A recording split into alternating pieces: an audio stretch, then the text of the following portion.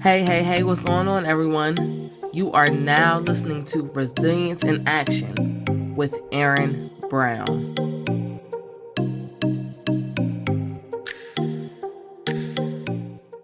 Chord. What's going on, everyone? I'm Erin Brown, and you are listening to Resilience in Action with no one else but Erin Brown. And today, I'm super duper excited because we got Chris Scott in the building.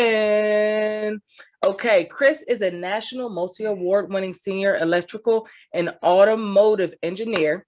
He's a professional speaker, he's an author and entrepreneur. But I'm going to let Chris take over. Chris, go ahead and tell us a little bit about yourself. Hey, how's it going? First off, Erin, thank you for having me. I really appreciate the platform. And I am born and raised in Detroit, Michigan, still residing in a suburb about 40 minutes outside of the center of Detroit. Right now, I am currently a senior electrical and automotive engineer for the Department of Defense. So I worked with high performance computers. I worked with robotics. I've worked with designing armor. And now I'm back into working with automotive active safety systems. Like, in your car, how you have, forward collision warning or backup warning, things like that. So I'm working on developing a system for large military trucks to put those types of sensors on the truck. So with that, I've been speaking actually for over 15 years. I've officially been in business for close to 5 years. Being a speaker. Congratulations. Thank you. I appreciate it. Being a speaker, primarily speaking to colleges, but also speak to corporations as well. Just recently, late last month, released my first book, which is Control Your Mindset to Control Your Life, which I'm very, very proud of and is doing well. And I'm able to impact lives from that. And in addition, I also own a e-commerce store, which the shirt I'm wearing, you can't see it, is called I'm Black and so the idea behind this was to actually have apparel that turned the negative stigmas and stereotypes about the Black community into positive apparel, right? So for instance, there's a myth about Black fathers being absent in their kids' lives. Well, that's actually a myth. So I have a shirt that says I'm Black and a great father, because Black fathers get so much slack for, this myth of not being in their lives, not being active, being deadbeat dads, but that's just not the case. I know a lot of great Black fathers, but the studies have shown that Black fathers are actually the most involved in their kids' life out of any ethnicity. The CDC did a study on that. So I'm married to my beautiful wife. We'll actually be celebrating 13 years of marriage this year. We have 2 beautiful children, Mia and Justin, and I am blessed and I'm happy to be here. Awesome. So you are doing your thing. Thank you. Like, yeah, you are doing your thing. Kudos to releasing your first book. That's awesome. I just released my first book back in December, so I understand that those first book jitters. Yes, so, congratulations, Erin. That is awesome. Thank you. So yes, back to you. Congratulations on the book. How did you get started in the automotive engineering? Where did that come from? Well, actually, when I was younger, my dad, although my dad didn't go to college, he graduated high school, went into the Army, fought in Vietnam, came back and worked for Ford Motor Company and retired.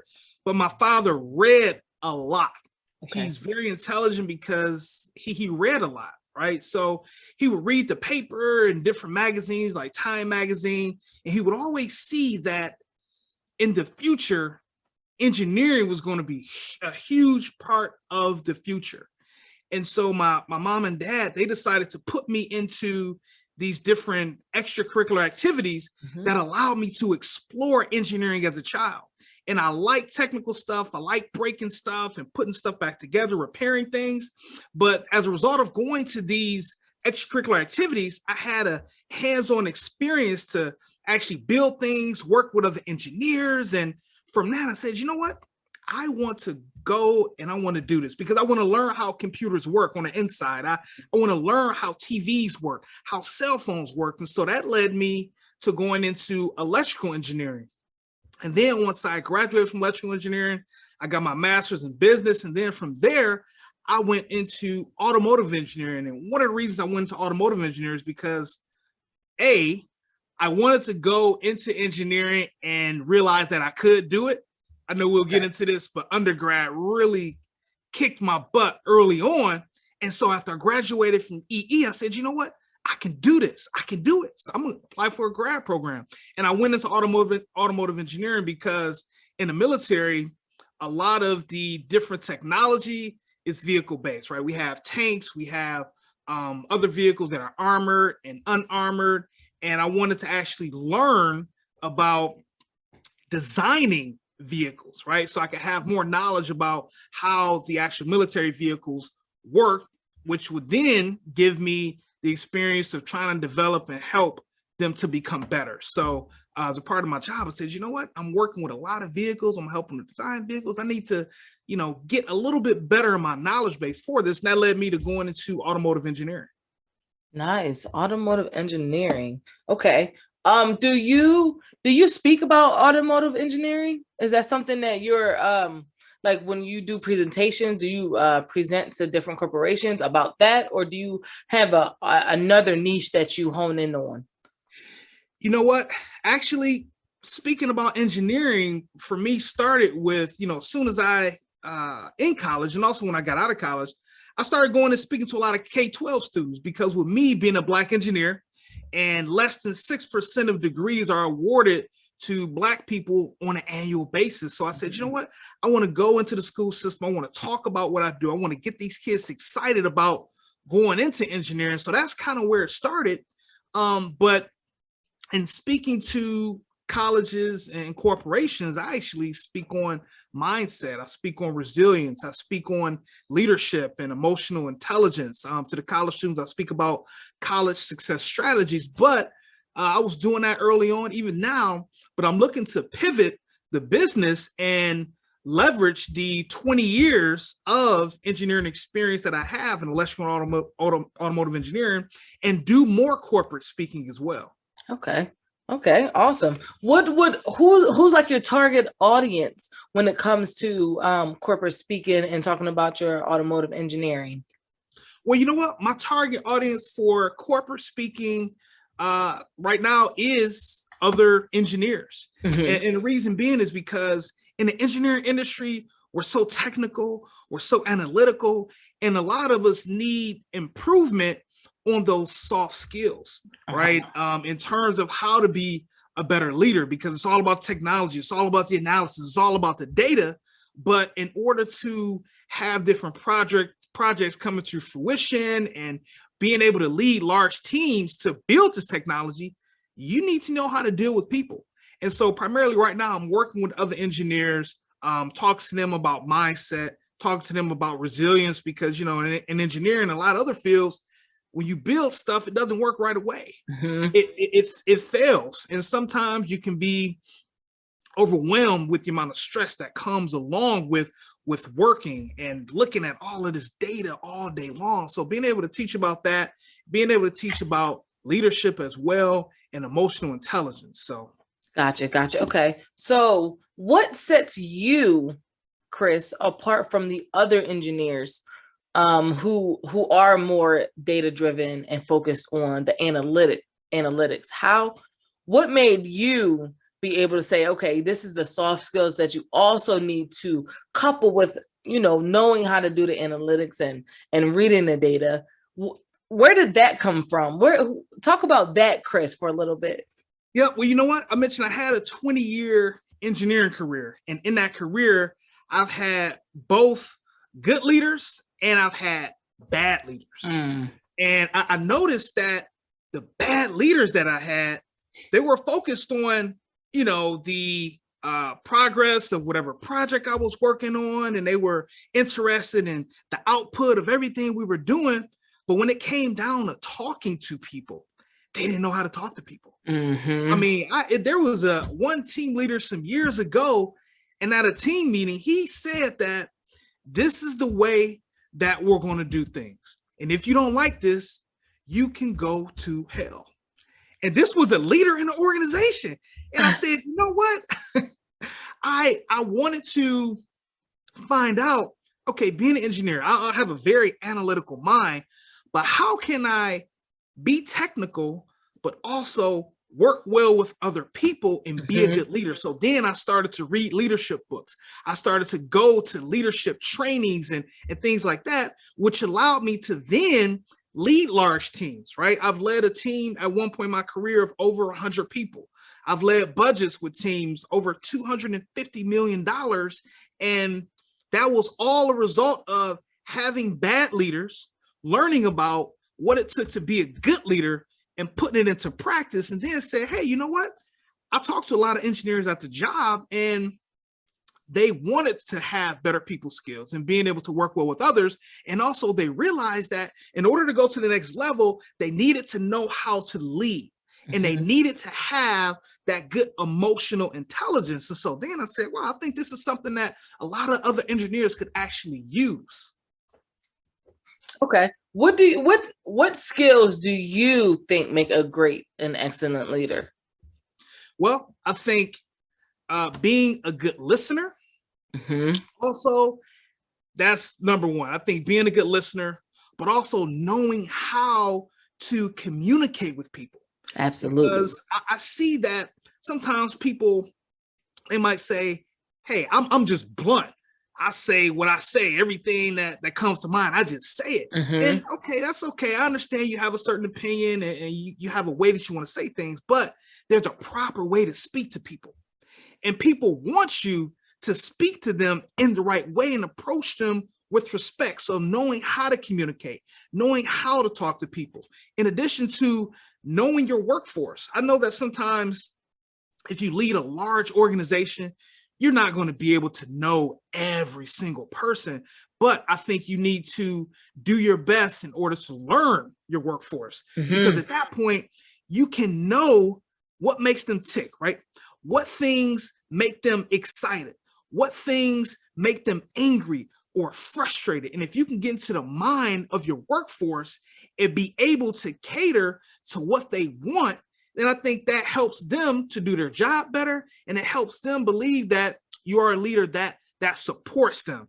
And also being a servant to the people that work with you, that work for you, right? So it's not all about me, because the workforce, they're the ones that are down in the weeds doing all the work. So I have to serve you. I have to be able to know what it is you need to be successful. What skills do you need? How do you like to be rewarded, right? And so being able to let the workforce know that, hey, I'm here to serve you because I want you to be the very best person you can be, the very best professional you can be, because when you're at that point in your career and you feel good about coming to work and you feel good knowing that you have a leader that supports you, then you're going to actually do what you can do to make the organization better and do the work the best way that you can.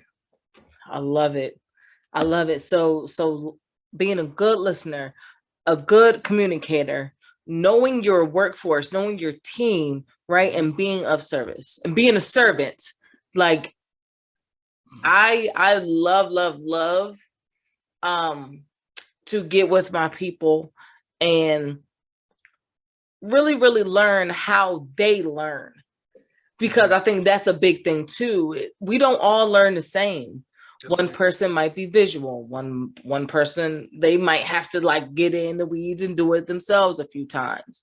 You know, learning your people, like that's very, very valuable. Y'all, I hope y'all heard that, because that was some very valuable information that Chris just shared. And this is a podcast about resilience, but resilience and leadership, it goes hand in hand. It goes hand in hand.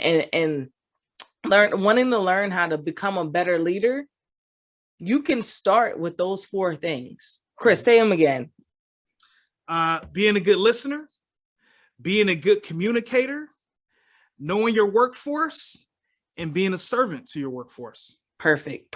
Yeah, listen, that's about 3 times I think we've said that collectively. So if y'all don't get that, y'all gonna have, I don't know what y'all doing out there, but yeah, I wanted to make sure that we repeated that, because a lot of our listeners are in the process of learning more about leadership and, who they want to be in the future.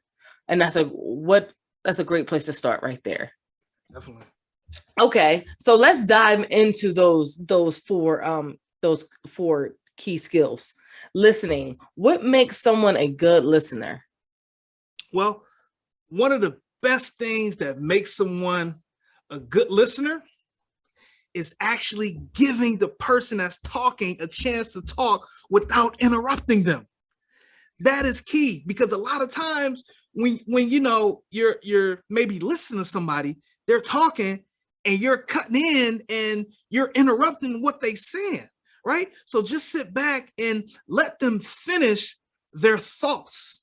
And after that, then you can actually chime in and give feedback and follow up on some of the things that they said, but let them finish first. And me, I'll be honest, I was so programmed at one point to just want to get what I was saying out that I would interrupt people a lot.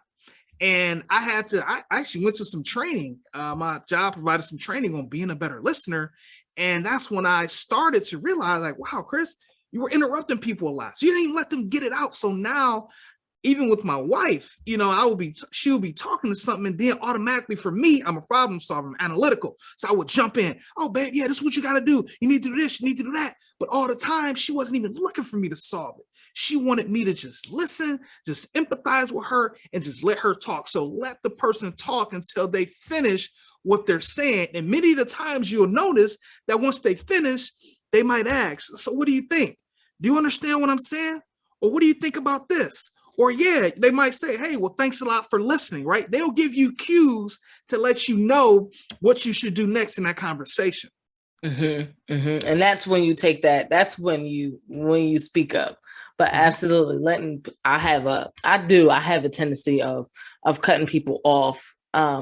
It's I'm not doing it out of malice. It's not on purpose. But like you said, like we have something that we want to say. I'm also a problem solver. So I'm like, okay, I'm listening. I'm already thinking of what I think you should be doing.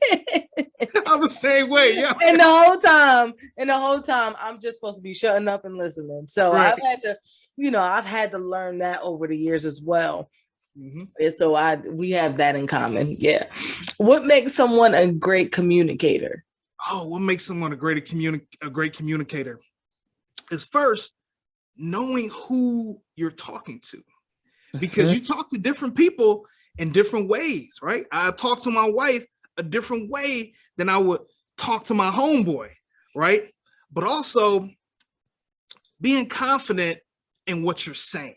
Right. That's one of the things too. There are times in the past where I just wasn't confident in what I was saying. So I was going all around what the conversation was about because I just wasn't confident in what I was saying. I didn't have enough information. So I just went round and round in circles and really nothing got solved, and no additional information even got talked about because I just wasn't confident in what I was saying. Mm-hmm. But also being calm when talking with somebody. I noticed that a lot of times in leadership, sometimes when other leaders would get angry, they would kind of raise their voices. And then when they raise their voices, the tension rises in the room. But if you're communicating with somebody and you're giving good information and you're giving good feedback and you're calm while you're talking, it sets the tone for the conversation so that you can say, hey, you know what? Okay, I understand. Even if it's a tense conversation, you can set the tone by remaining calm, right? In order to let some information out or say something, I don't have to yell like, oh, yeah. No, I can say what I want to say, and I can say a calm voice. Hey, Erin, I didn't like how you said that. It made me angry, but I want to talk about it, and I want to find out what made you say that to me that way so that we can kind of work through this together, Absolutely. Communication is key. And I'm big on, I like to speak face to face or FaceTime to FaceTime or whatever. There's so much that can be lost in translation through a text message, through an email, I want to see you when we're talking, because you could be saying one thing, but your body is saying something totally different. Your face is saying something totally different.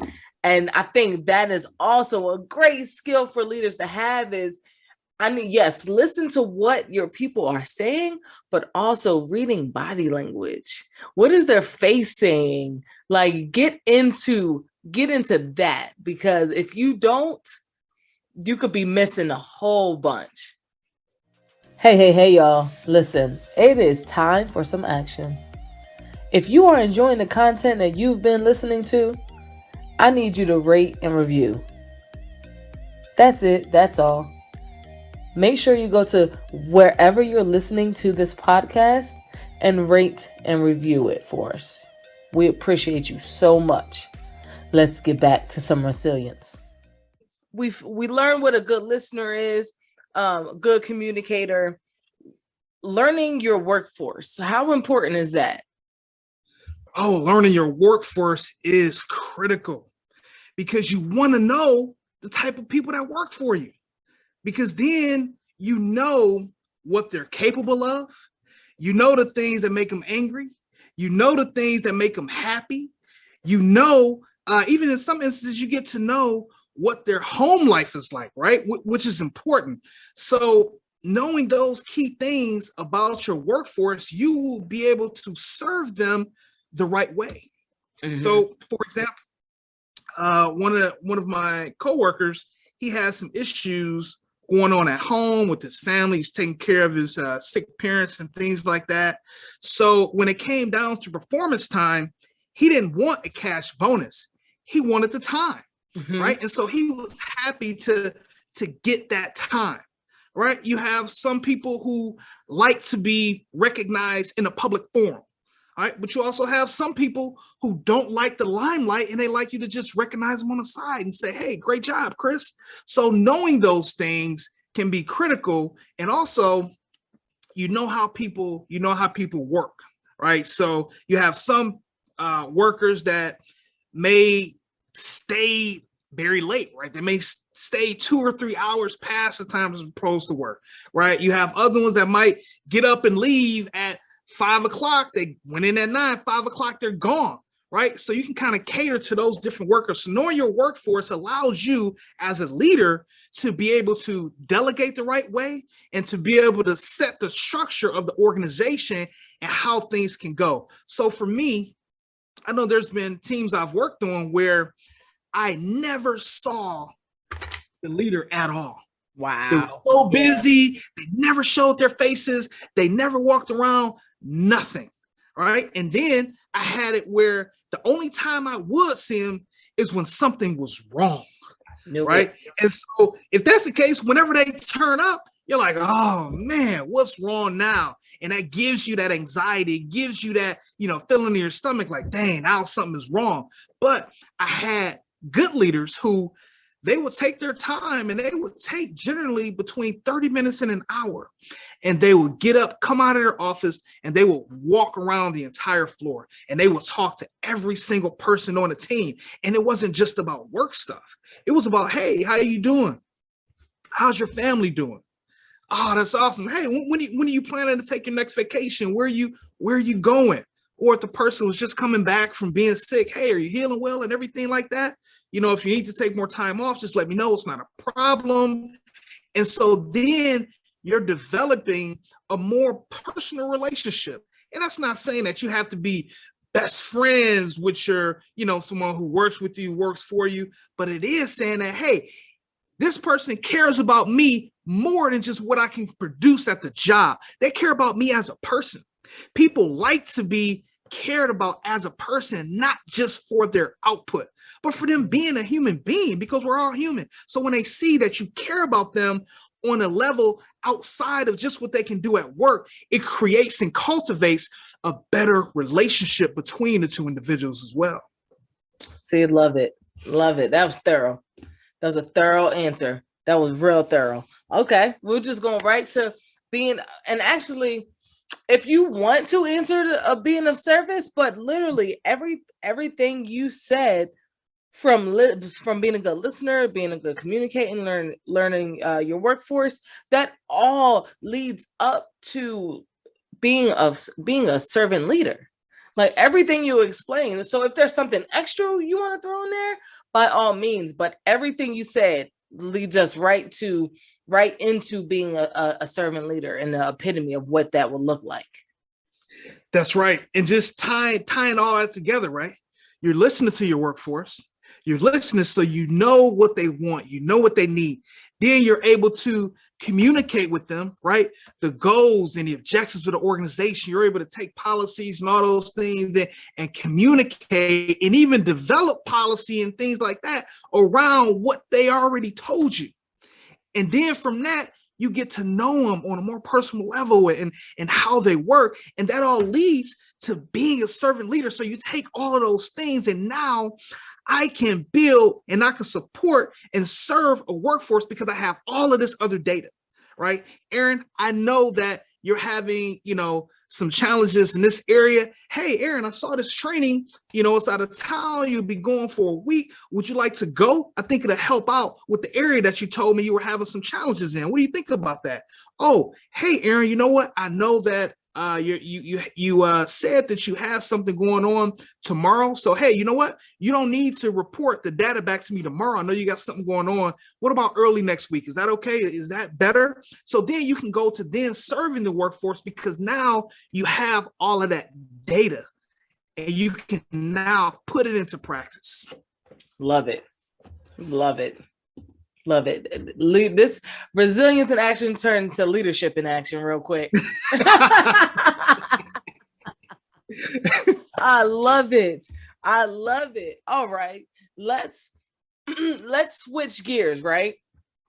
Chris, tell me about a time when you were in a project or whatever the case may be, and you fell flat on your face.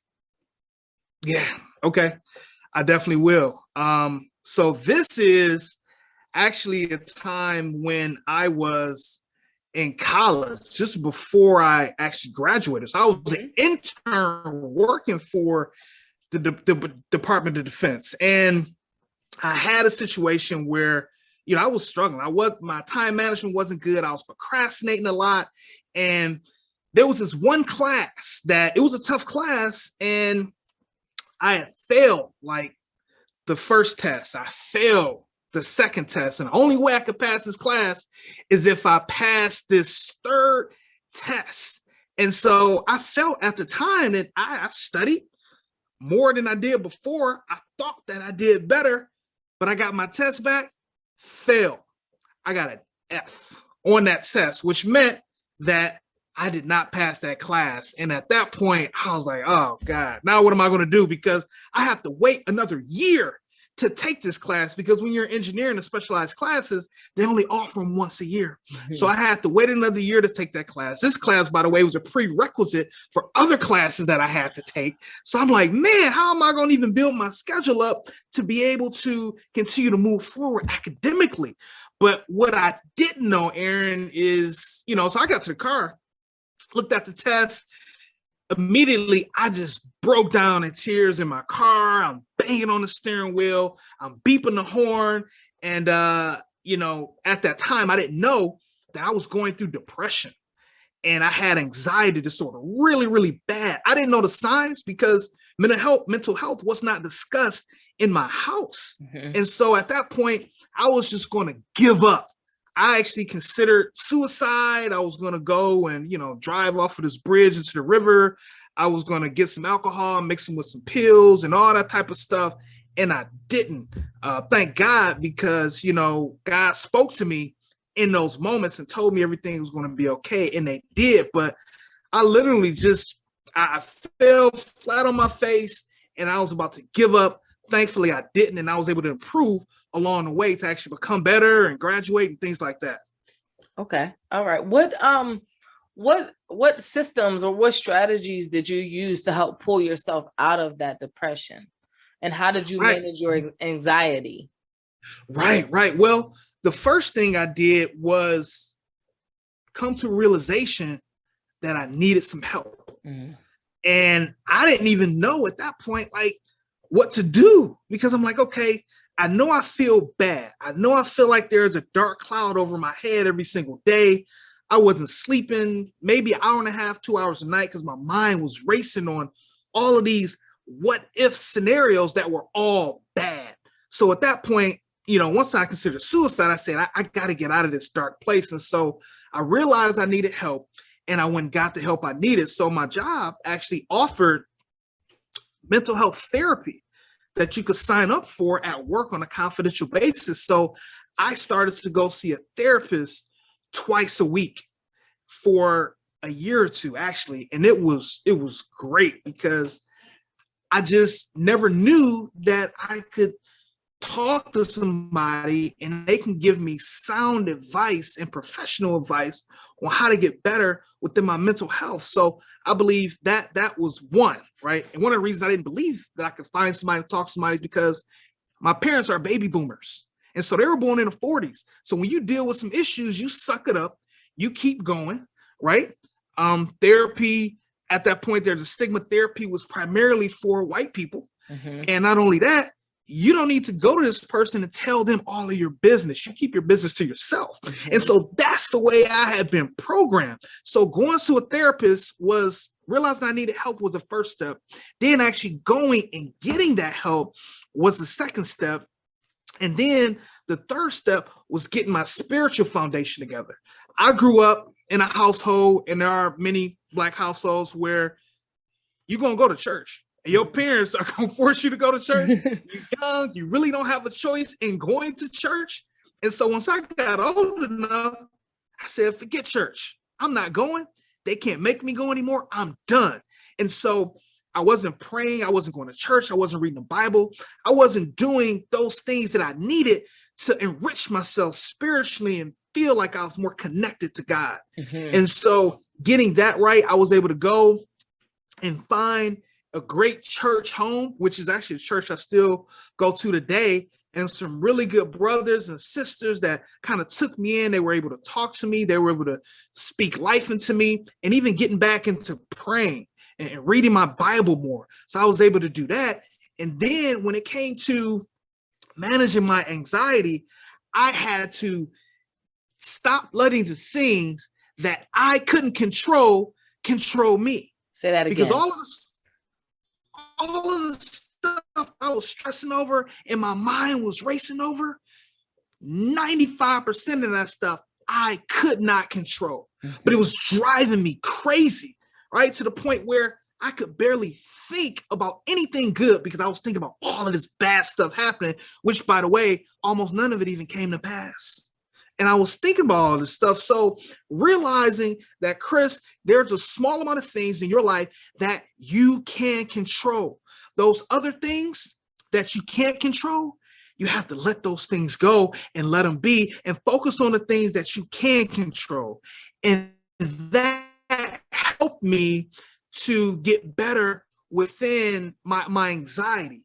In addition to, I have different things that, so for instance, even now, I'm not ashamed to say I still go to therapy every single week. Mm-hmm. Because even though I'm not currently going through depression or deep anxiety disorder, I like to vent. I like to talk about stuff because every day and every week is not great. And I have challenges in those weeks. So being able to talk to a professional is good. And I have the tips and techniques to kind of guide me through, because in life, you're going to deal with obstacles no matter what you do.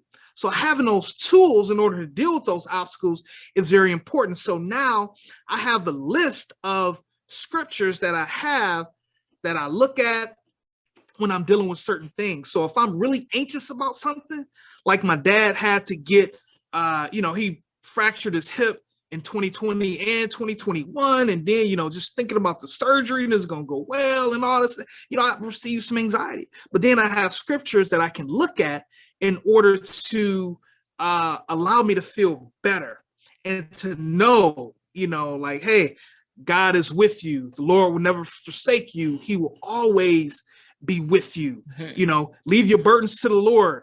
His yoke is easy. His burden is light. All of these things I'm reading. And not only that, I'm reading them and I'm saying them out loud and I'm personalized these things to me. So when he says you, I say, Chris. I replace you with Chris, right? Because I'm personalized to me, and I'm actually saying these things over and over, and I'm thinking about them, and I'm reading them. And while I'm doing all of these things, the structure literally of my brain is changing. I'm creating neural pathways based on the things that I'm reading and I'm saying and I'm thinking, and it helps me to actually feel better. And now that's how I deal with my anxiety. I have to let go of the things that I can't control, and I have to embrace the things that I can, and the things that I can't that are bothering me, I pray about it, right? I go to God about it. God, can you please take this burden of these thoughts of this which I cannot control off of my heart and off of my spirit, and I do that often. That's kind of how I control my anxiety. So realizing I needed help, getting that help with a therapist, getting my spiritual foundation right with God, and then using the tips and techniques from therapy and applying the word of the Bible and the sermons to my life, it are four of the things that have actually helped me and continue to help me to be better within myself when it comes to anxiety and challenges I'm going through. Awesome. I love it. I do, but I truly believe that, we talk about what we feed, like what we eat, like if we're on dieting or whatever, right? We're trying to feed our bodies right. But how often, what are you thinking about the things that you're feeding your mind? And that is very, very powerful, because if you are stuck in depression, stuck in a dark cycle, and you're continuously feeding yourself the same stuff that you were listening to, the same content you were ingesting prior, like in that dark circle, you're never going to get out of it. So finding that shift, bringing that light in, is what's going to help you, climb out of that, get out of that hole, and be and ultimately have a greater human experience. Yes, that's right, Erin. And before, I thought it was a bunch of hocus pocus stuff. Oh, what you think about what you say, and I can't really change you, saying these positive things, that's not gonna make you feel bad. I didn't believe it until I had to use it in my own life to get me out of a dark place. And, in going through what I went through, I started to be interested in neuroscience, right? I'm not a neuroscientist or anything like that, but I do read a lot of books and a lot of information and data on neuroscience. And what you said is true, because if you're constantly embedded in all of this negative stuff and these things that make you feel bad, and you're talking about it, then you're thinking about it, and then you're reading about it, and then you're watching it, you are programming your mind based on all of that stuff. And then once you program your mind with those things on a conscious level, then it flows into your subconscious level. And that's who you become.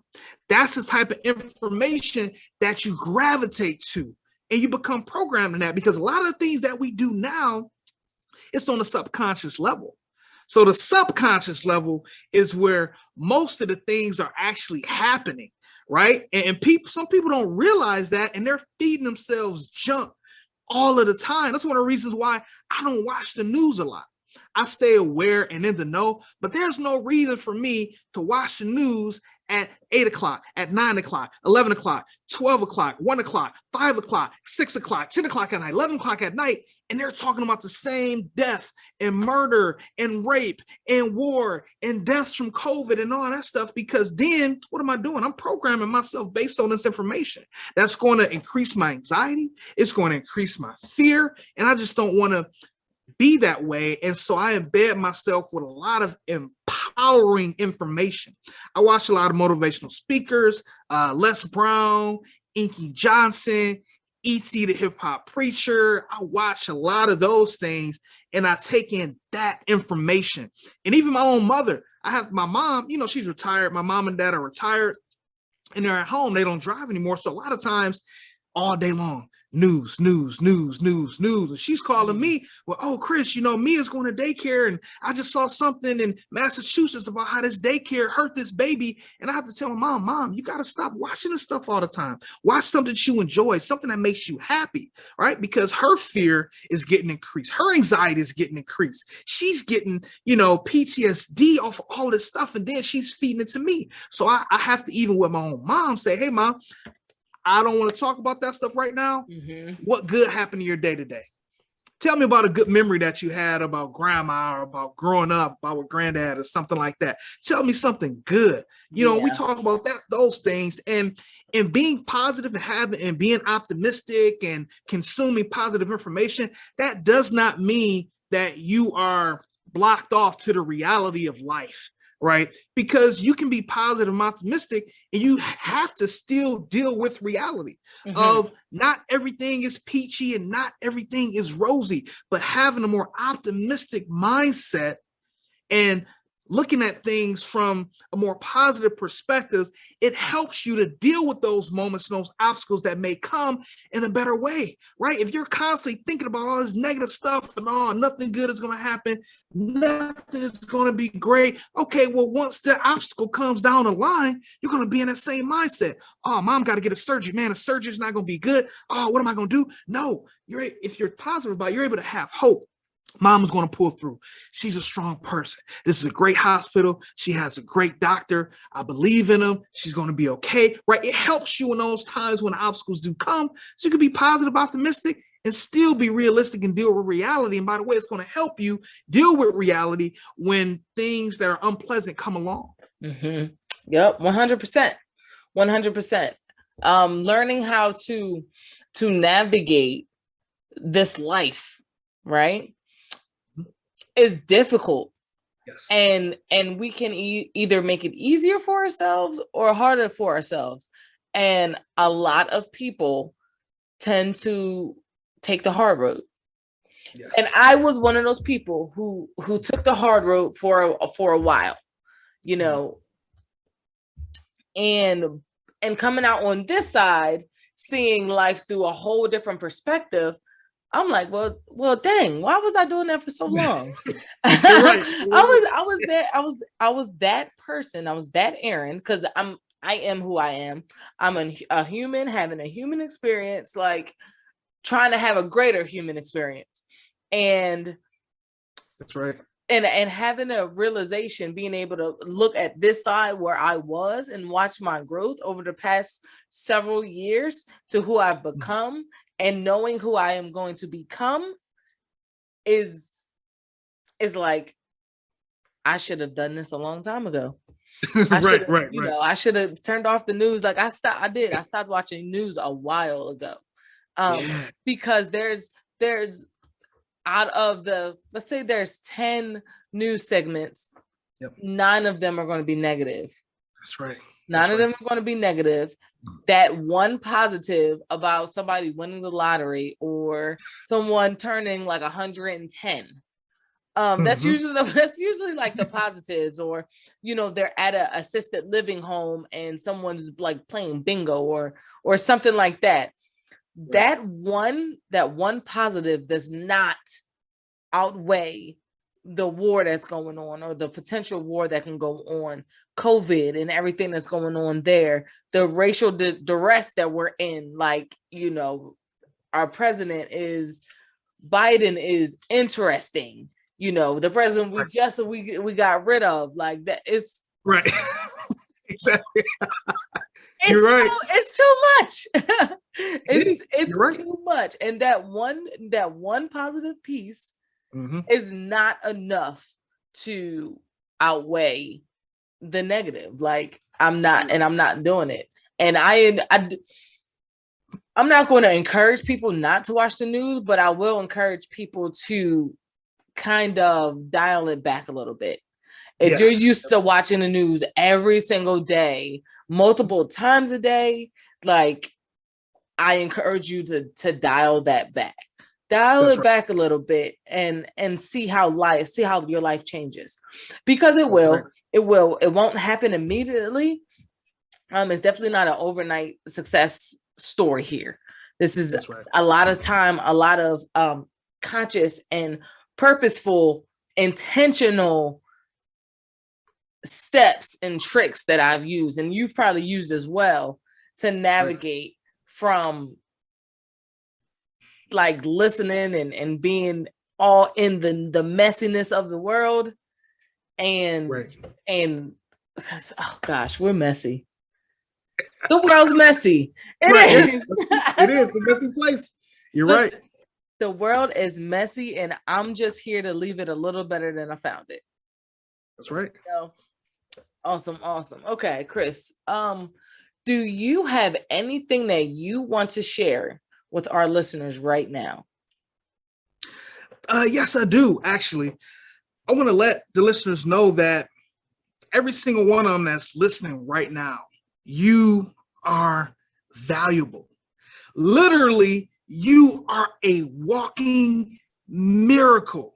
So when I talk to people, I give them these two statistics.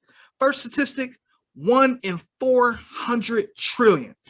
That is what the scientists estimate is the chance, the probability of you being born.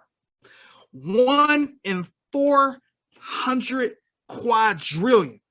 That is what the scientists estimate is the chance of you being conceived by your parents. Those numbers, probably most people aren't even going to count to those numbers. Those numbers are huge, right? And you made it through. You actually made it through. So I know that we may go through some things, and it may make you feel less valuable. It may make you feel like you don't have a place on this earth and that you're not supposed to be here, but the odds say different, because you are that 1 in 400 trillion. You are that 1 in 400 quadrillion, and you have a reason for being here. You have the gift. You are purposed to do something in this world. So know that and feel that and walk in that, and make sure that you're able to have a good, positive mindset along that journey, because it's going to be healing, right? When you're going on and you're reaching your goals and dreams and you're getting past traumatic situations, it's not a straight line. And so having the right mindset and being able to get through that, being able to speak life into yourself and even say out loud, I talk out loud to myself all the time, I can do this. I know I can do this, right? And Steve Harvey, I was listening to one of his motivational talks, and he mentioned everybody in his world that's living right now today has had a bad day. And you have survived that bad day 100% of the time, because you're here right now.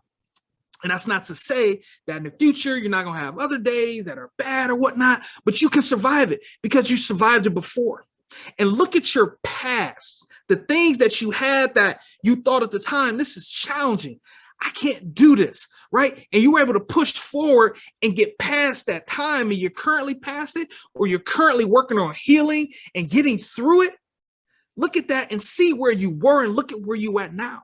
So when you get into another situation, another obstacle, you're able to look back on your past accomplishments, look back on your past journey and see that you were able to get through.